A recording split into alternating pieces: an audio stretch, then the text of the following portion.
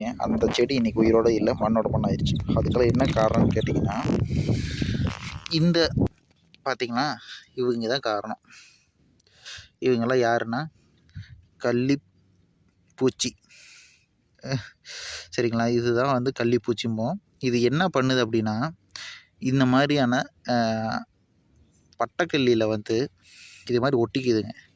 ஒட்டிட்டு இதில் இருக்கக்கூடிய சாறு இருக்குது பார்த்துருக்கீங்களா, இந்த பட்டக்கல்லியில் இருக்கக்கூடிய சாறை உறிஞ்சி குடிக்கும். இது ஒரு நாள் நடக்காதுங்க, ஒரு வருஷம் நடக்கும். பொறுமையாக ஸ்ப்ரெட் ஆகும். இது எப்படி ஸ்ப்ரெட் ஆகும்னா, இதில் வந்து ஒரு வகையான இனிப்பு சுவை வரும்.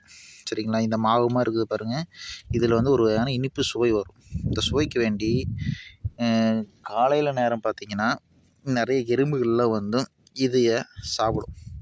இந்த இனிப்பு சுவை கொடுக்கு பார்த்திங்களா, இந்த இனிப்பு சுவை சாப்பிட்றதுக்காகவே வரும். அப்போது இந்த மாதிரி தொட்டாலே ஒட்டுது பாருங்கள். இந்த மாதிரி தொட்டாலே ஒட்டக்கூடிய இந்த மாவு பூச்சி என்ன பண்ணுன்னா, அந்த எறும்போட உடம்புல போய் அப்பிக்கும். அது அப்படியே அந்த எறும்பு இந்த இடமெல்லாம் போகும் பாருங்கள். இப்படி போகும், இங்கே வரும், இப்படி போகும், இப்படி போகும். இது மாதிரி இந்த செடி ஃபுல்லாக பரவி இருக்குது. சரிங்களா, இந்த கள்ளிப்பூச்சி வந்து இந்த செடி ஃபுல்லாக பரவி இருக்குது.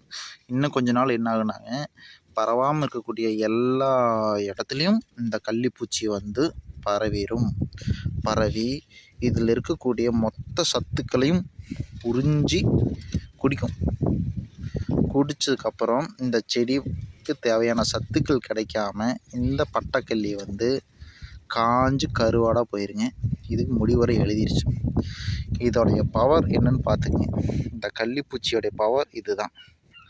இது ஒரு மரத்தையே அழிக்கக்கூடிய வல்லமை இதுக்கு உண்டு. நன்றி, வணக்கம்.